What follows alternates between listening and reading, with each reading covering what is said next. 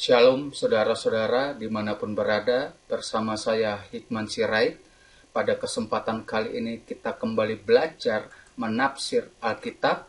Secara khusus kita akan mempelajari tentang genre-genre hukum perjanjian lama. Bapak, Ibu, saudara-saudara yang saya kasihi, di saat ini banyak orang secara vulgar menyatakan bahwa hukum Taurat tidak berlaku lagi karena semua sudah diselesaikan melalui kematian Tuhan Yesus Kristus di kayu salib. Saya mau menegaskan bahwa pernyataan atau anggapan tersebut salah dan tidak tepat sama sekali. Mengapa demikian? Jikalau kita merujuk kembali kepada pernyataan Tuhan Yesus di dalam Matius 5 ayat 17, jelas sekali dikatakan, janganlah kamu menyangka bahwa aku datang untuk meniadakan hukum Taurat atau kitab para nabi. Aku datang bukan untuk meniadakannya, melainkan untuk menggenapinya. Jelas sekali dikatakan, Yesus datang bukan untuk meniadakan, bukan untuk menghapus, tetapi menggenapi hukum Taurat. Maksudnya saudara, jikalau kita kembali kepada konteks perjanjian lama, setiap orang yang ingin mendapatkan kemurahan, keselamatan, perdamaian daripada Allah, maka mereka harus mengikuti hukum Taurat. Dan hukum Taurat itu adalah hukum yang harus dilaksanakan, harus ditaati secara sempurna. Dengan kata lain, jikalau ada sesuatu hal yang tidak sempurna atau tidak dilakukan satu bagian kecil saja dari hukum Taurat, maka orang tersebut tidak dapat memperoleh keselamatan, melakukan perdamaian. Oleh karena itu, melalui kematian Yesus Kristus di kayu salib, kita mendapatkan anugerah Allah, sehingga tindakan kita di masa lalu itu diampuni, dibenarkan, dan kita diangkat menjadi anak-anak Allah. Dan jikalau kita kembali kepada perspektif orang-orang perjanjian lama dan orang-orang Yahudi di perjanjian baru, kita akan mengetahui bahwa dalam pandangan mereka, hukum Taurat adalah anugerah Allah. Dengan kata lain, karena hukum tersebut diberikan Allah kepada umatnya di Gunung Sinai, artinya hukum tersebut adalah hukum yang mampu menyelamatkan. Sangat tidak logis jikalau Allah yang memberi dan membuat hukum tersebut tidak mampu menyelamatkan. Demikian logika dari hukum Taurat tersebut. Baiklah, kita akan lanjutkan pengetahuan kita tentang hukum Taurat. Hukum Taurat, jikalau kita mengacu kepada Keluaran 20, kita akan menemukan 10 perintah hukum Taurat. Dan di dalam 10 hukum Taurat tersebut, seiring dengan waktu umat Tuhan berada di padang gurun, maka dari 10 hukum tersebut berkembang menjadi 613 hukum Taurat. Dan kalau kita kembali lagi kepada hukum Keluaran di dalam Keluaran 20, terdapat 10 perintah hukum, maka 10 hukum tersebut dibagi lagi menjadi 2 kelompok, yaitu 2 hukum. Hukum tersebut disebut dengan hukum kasih. Terdapat 2 hukum kasih yang disebut kasih kepada Tuhan. Ulangan 6 ayat 5. Dan yang kedua adalah hukum kasih kepada sesama di dalam Imamat 19 ayat 18. Hukum kasih kepada Tuhan di dalam 10 perintah Allah terdiri dari hukum pertama sampai hukum keempat.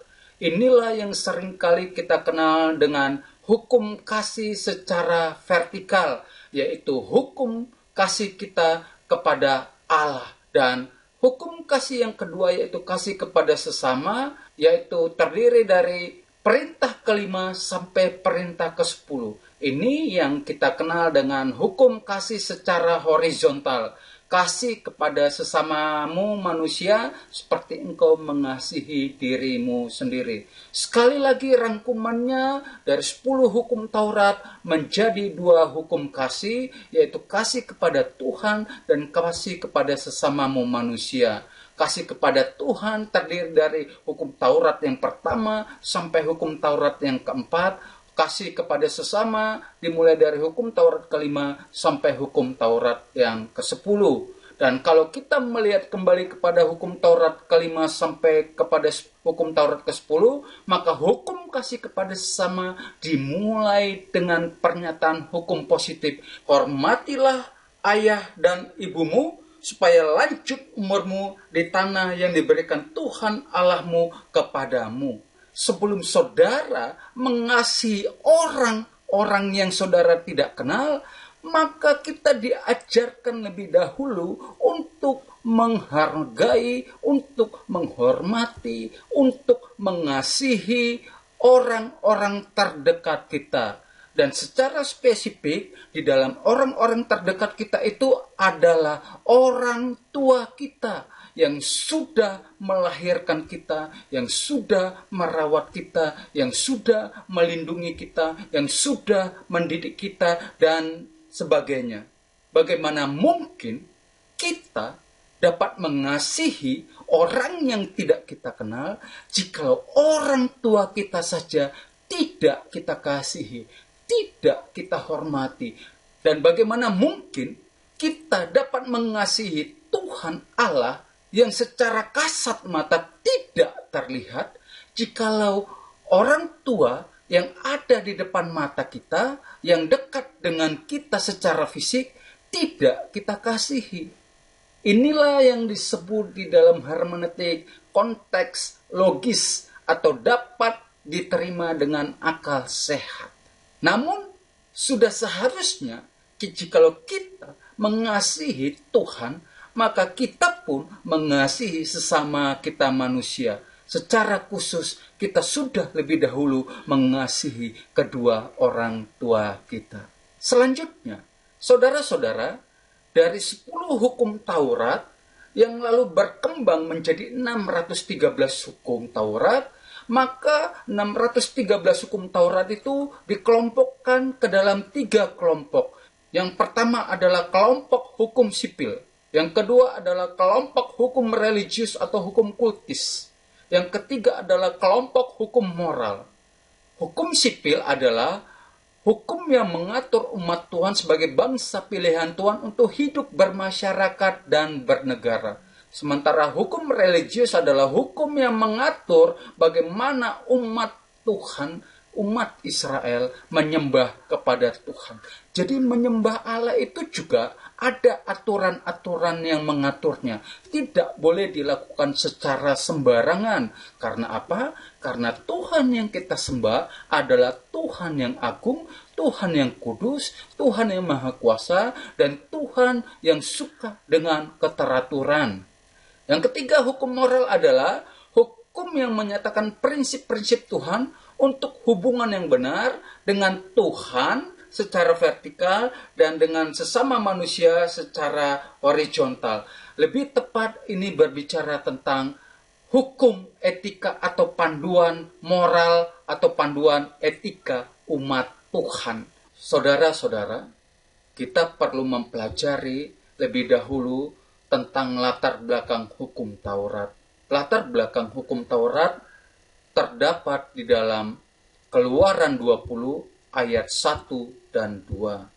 Dikatakan bahwa lalu Allah mengucapkan segala firman ini, Akulah Tuhan Allahmu yang membawa engkau keluar dari tanah Mesir, dari tempat perbudakan.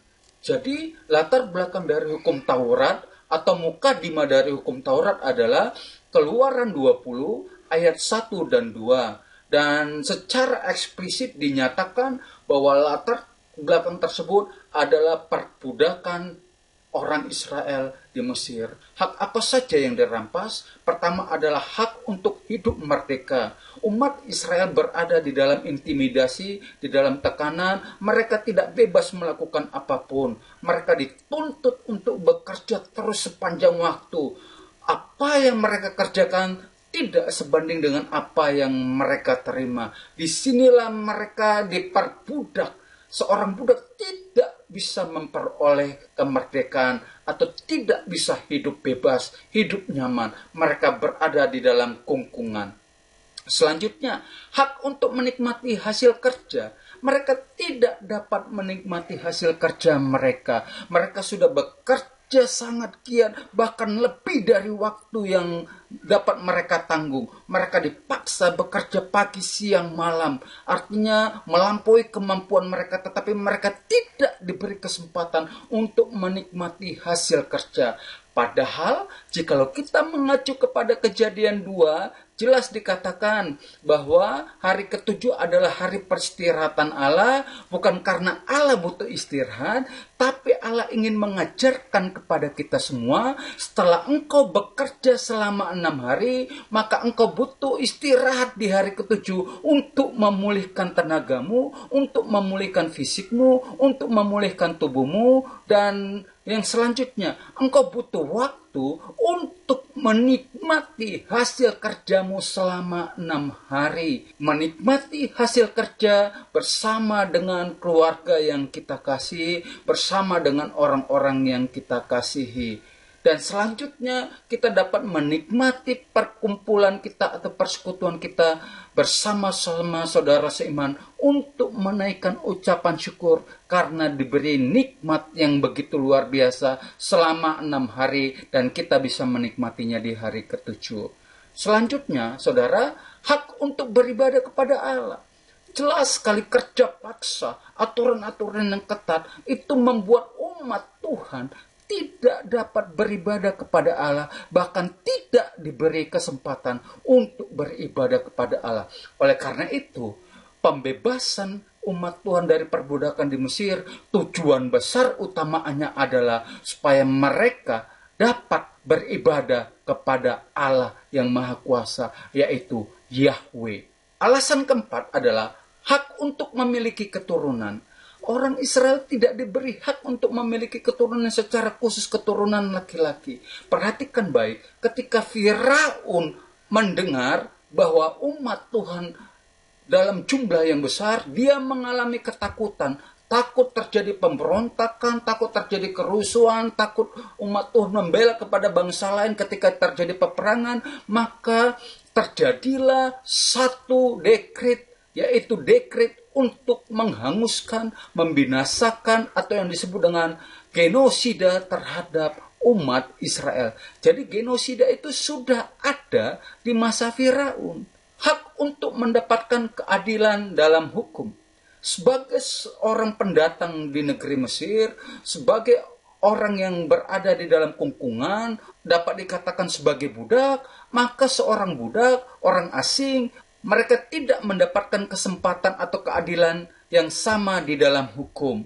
Oleh karena inilah kedepannya Tuhan selalu berkata agar umat Tuhan selalu untuk memperhatikan orang-orang asing, untuk bertindak adil dan benar terhadap orang-orang asing, karena Tuhan mengingatkan umatnya bahwa kamu dulu pun adalah orang asing di negeri ini. Bahkan mereka menjadi orang asing di negeri Mesir.